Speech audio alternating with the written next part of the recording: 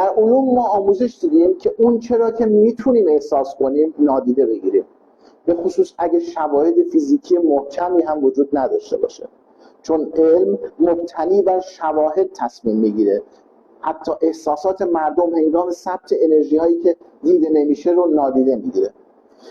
این یه نقص اساسی تو پروتکل های تقلیات فعلی ماه و اون چی که در دنیای فیزیک کوانتومی کشف شده رو کاملا در تضاد خودش قرار میده. اما من میخوام بگم احساسات واقعی و فیزیکی هستند.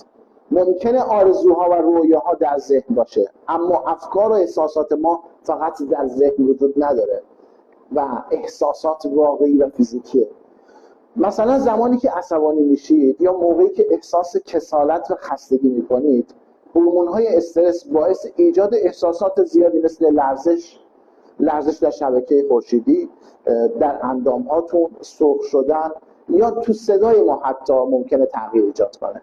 درسته که این احساسات ناخوشاینده و این احساسات خوبی به نظر نمیرسه، ولی باید درک کنیم برخی احساسات برای آرامش نیستند. اونها طراحی شدن ما رو به سمت عمل سوق بدن.